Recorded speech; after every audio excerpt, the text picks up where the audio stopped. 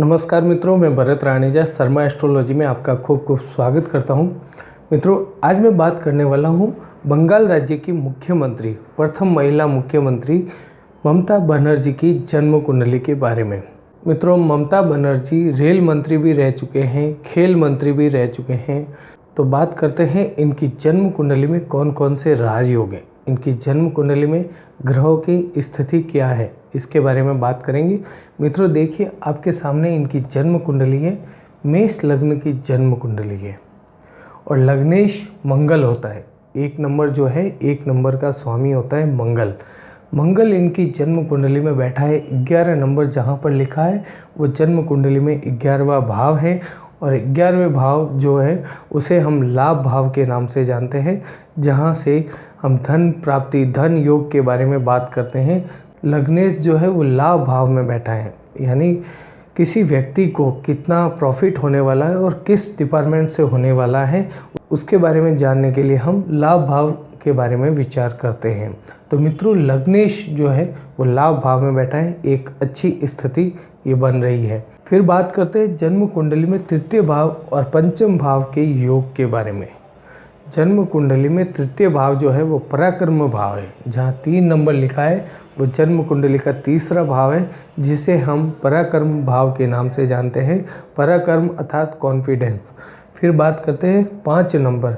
5 number जो है वो खेल कूद का है, शिक्षा का है।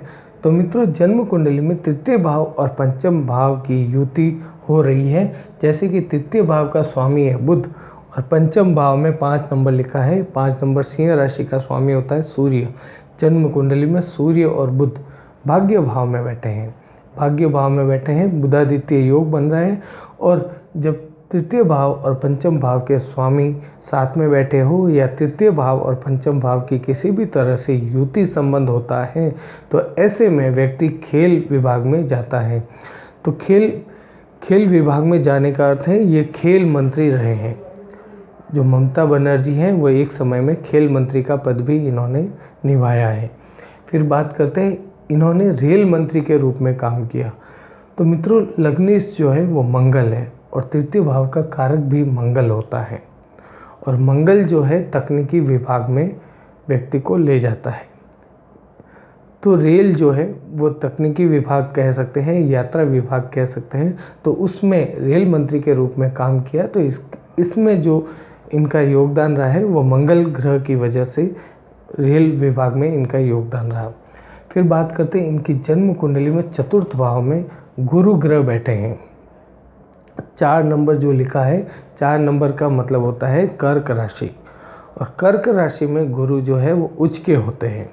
जन्म कुंडली में जब गुरु ग्रह अपने स्वयं की राशि या उच्च राशि के होकर केंद्र भाव में बैठे हो, जहाँ 1, 4, 7 और 10 नंबर लिखा है, ये केंद्र भाव है।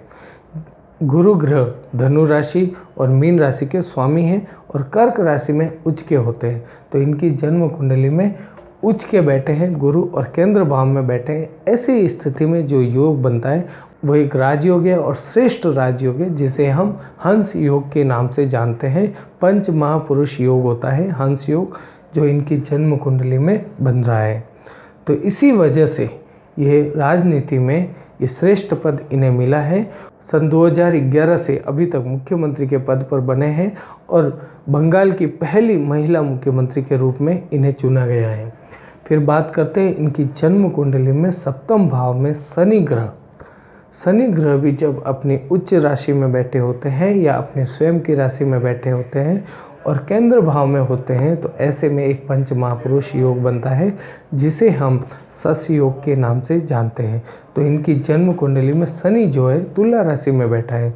तुला राशि शनि की उच्च राशि होती है और शनि मकर और कुंभ राशि के स्वामी होते हैं।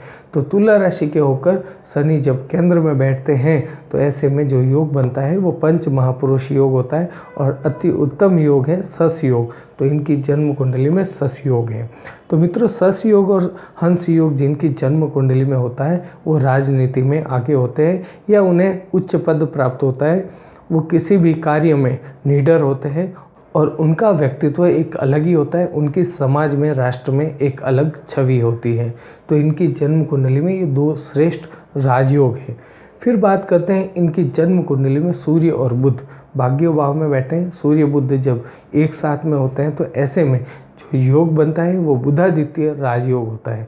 तो इनकी जन्म कुंडली में ये बुधादित्य राजयोग भी एक अच्छा राजयोग है। इसके बाद इनकी जन्म कुंडली में देखेंगे द्वितीय भाव में चंद्रमा जो है वो उच्च का विराजमान है।